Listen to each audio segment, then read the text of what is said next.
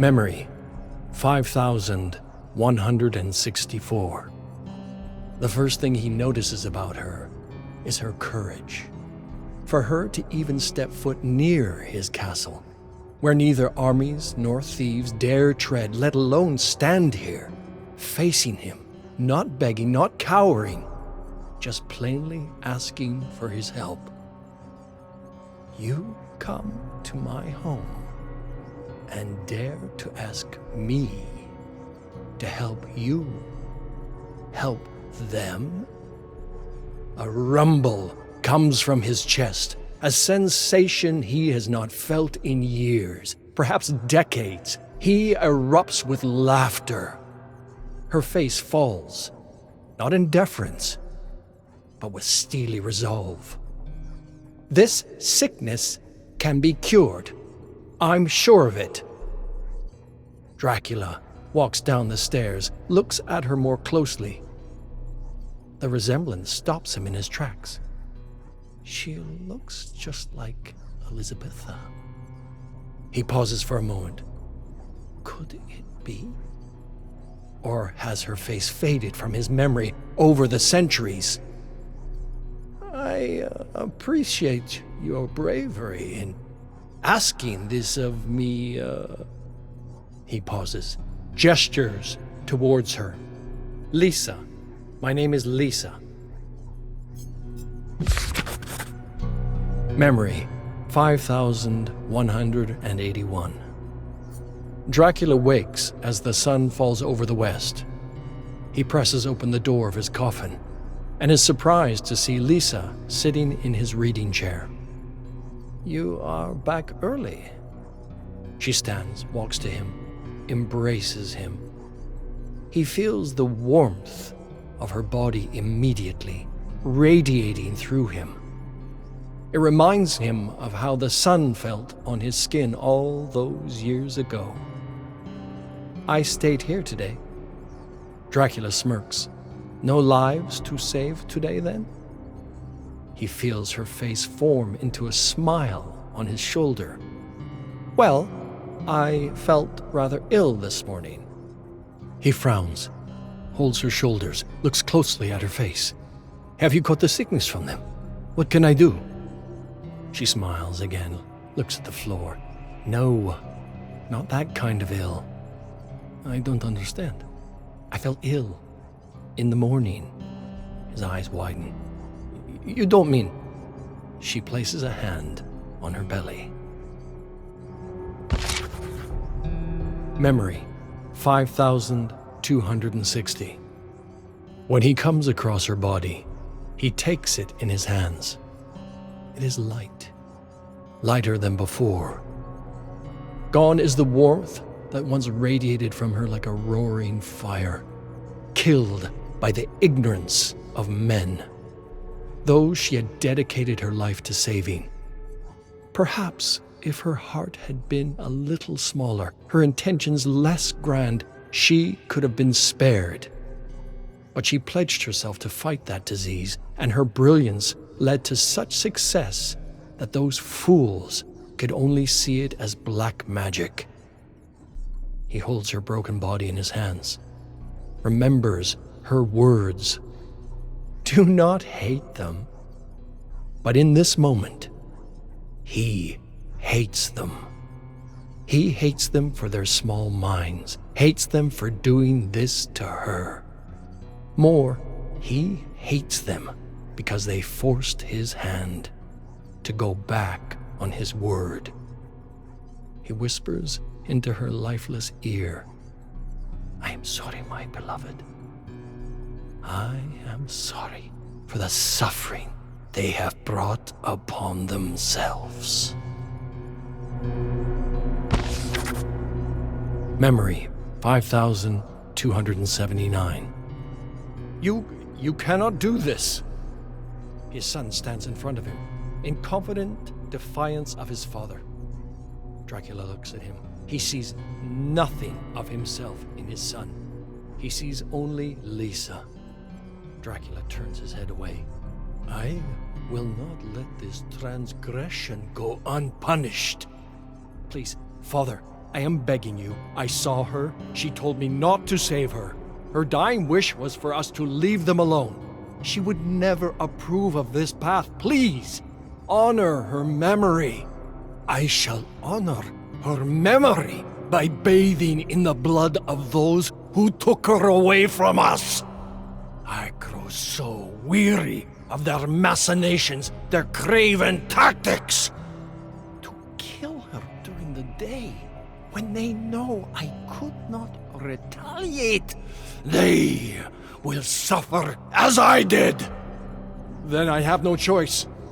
Adrian draws his blade, faces his father. I take no pleasure in this, Father. I do this for her.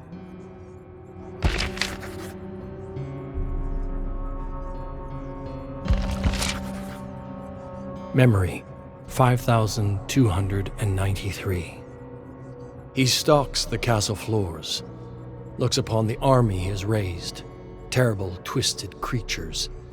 He hears the grinding of bone across the marble, the flaps of leathery wings. Despite all the noise and chaos, his castle still feels empty. He has spent months summoning, gathering this loose coalition of monsters under his banner, but he can feel nothing for them but disgust. He wordlessly walks past the ghouls and devils as they growl and snarl and gnash their teeth at one another. While they will wreak havoc on those miserable souls who took Lisa from him, they will be disorganized. If only his son were here. Death sees the look on Dracula's face and speaks up. He will see reason, Lord Dracula, but he must hear it from you. And how do you suppose I should go about finding him? Well, interesting that, Lord Dracula. Word is that he haunts the very halls of this castle, hiding from the people of Wallachia, from his own true form. He is your heir. He will see reason. Dracula sneers, levels his eyes at death. My heir? I gave him everything, and he turned on me. Tell me, what more a father can I be? What more can I give him to make him see this reason? Death turns his head to the legion of creatures in the great hall. I did not mean to suggest that you had not done everything for him, just that he lost her too, his mother, and a fire must too burn inside of him. Dracula pauses, considers this advice, considers his own blood somewhere in this very castle, still so close. I shall consider this, Death. Thank you. You have given me much to think about. Memory, 5306. Dracula snarls. Another Belmont. Of course it's another Belmont. Indeed, Lord Dracula, he... Enough! Send everything we have to stop him. Be gone. Belmont. Just saying the name makes his lip curl. Generations upon generations of them, foolishly dedicated to ending vampires' bloodlines. All because their progenitor, Leon, couldn't see the big picture. Foolish or not, that weapon passed down through their family is a true threat. The vampire killer. They never were ones for subtlety. This new one, Trevor. Dracula has heard rumors of him, but nothing that made him sound like anything more than a pale imitation of his forefather. The last of his line, too. Dracula smiles. This may be less of a threat, more of an opportunity. End the cursed Belmont bloodline here, in this castle, and none will stand in his way to bring all of Wallachia to heel. Memory, 5336. Dracula hears the dull thud of footsteps as they march up the stone stairs to his keep. 4, by his count. He sits back in his throne, waits for them to arrive. He looks to the painting of Lisa, unchanged after all these years. He touches his own face, same as it was all those centuries ago. He thought of the sadness that comes with loving a human, watching them grow old, staying the same all the while, never able to truly be present with them through life. When they took her from him, he wasn't even granted sorrow.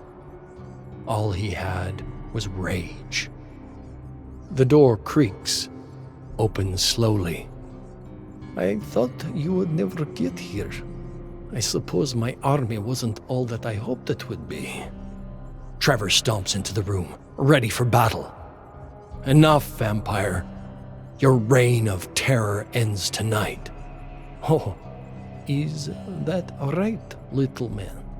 You think you will defeat me? Many have tried.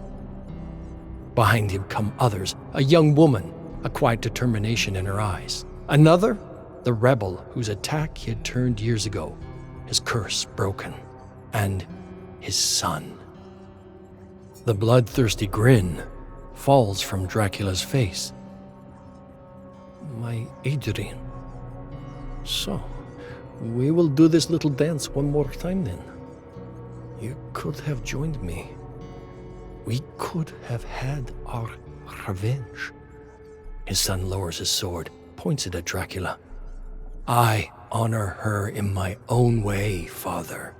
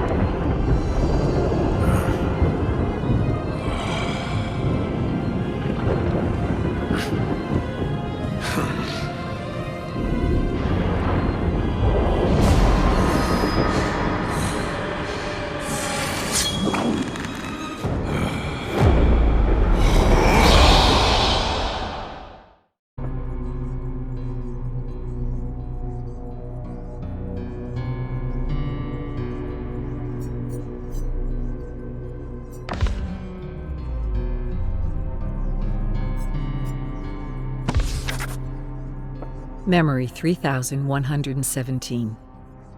How they found him was a mystery, but Trevor knew what they wanted. The road to Wallachia is long, and he is the only traveler. People in this part of the world know the roads are not safe at night. He was prepared to cast out his unwanted visitors, just as his ancestors were cast out by the people they had saved so long ago. But he knows this is the call he has been waiting for. After all these years, his time has finally come. He scans the desolate landscape and thinks about those who came before him. He thinks about his ancestor, Leon, the first of his lineage of vampire hunters. Did he travel this same road?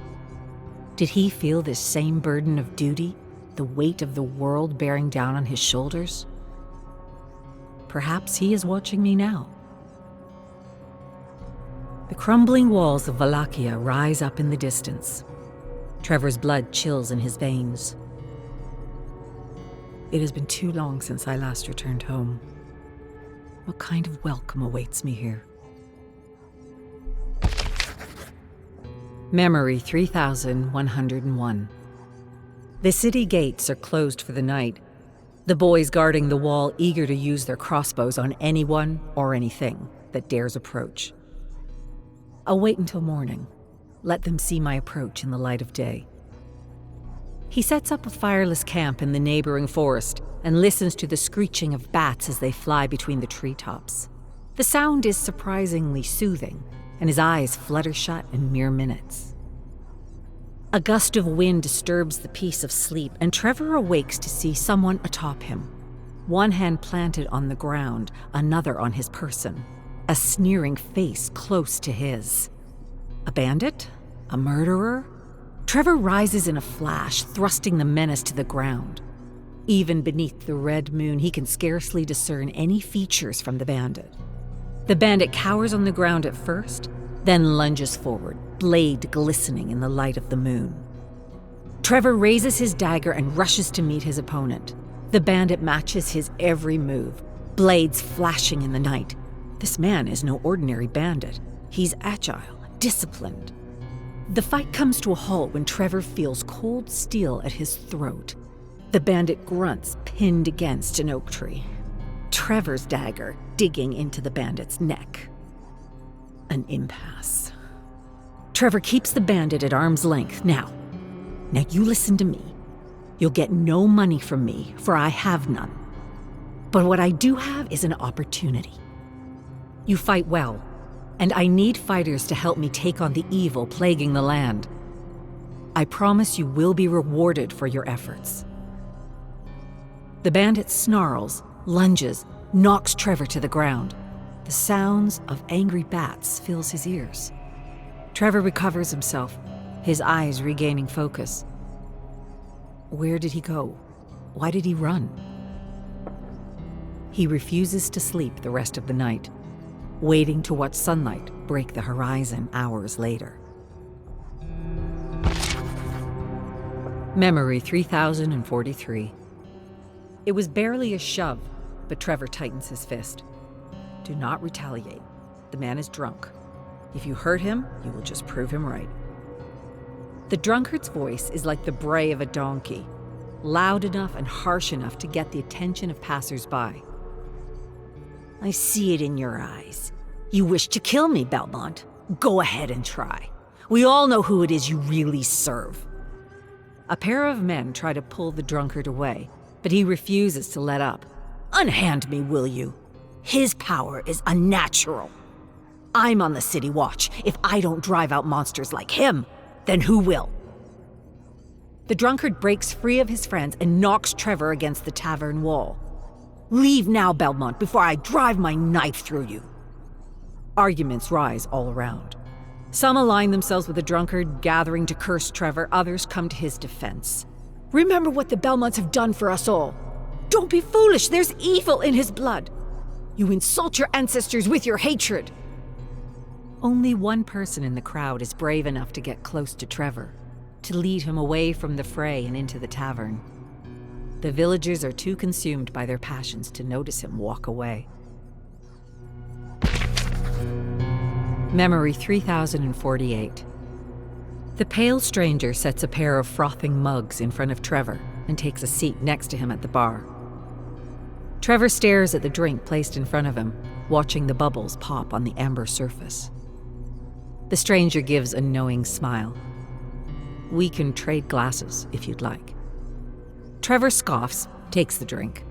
In a town filled with people who curse the name of Belmont, this man was the only one to extend him any courtesy. The drink tastes as it should, no trace of poison as he runs the first sip over his tongue. The pale stranger ignores his own drink, leans in. So you really think you can kill Dracula? The question is so blunt, Trevor nearly chokes on his drink. I am a Belmont. I don't think I can. I know I can. They talk for most of the night. The stranger speaks as if they've known each other their whole lives. Again and again, he returns to the same topic. The Dark Lord is the embodiment of pure evil. Many have tried to defeat him, and all of them have failed. I've relished the thought of taking arms against him myself, but I know how it would end. What makes you any different? Trevor studies this man sitting next to him. The people of Wallachia fear Dracula because they have so much to live for.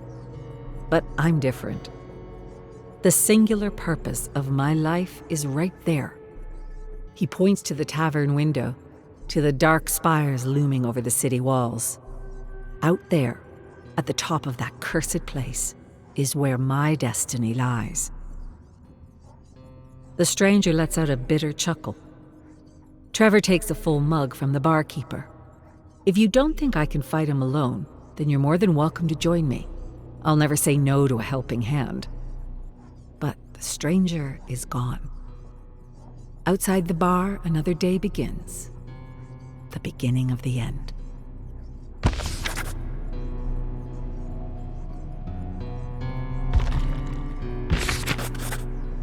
Memory 3092. The castle loomed large on the horizon. But as Trevor passed through the outer gates, the abomination was all-encompassing. A massive growth devouring the earth. A vast cemetery surrounds the castle like a great moat of death. Trevor reads the names on the tombstones as he walks by on unsteady feet. He has traveled on foot so far, and his body demands a rest. He sits before a stone monument and wraps himself in his cape. The sky churns. A storm is on its way. He knows what awaits him inside the castle. He knows he can triumph over evil. He knows he will suffer to do so.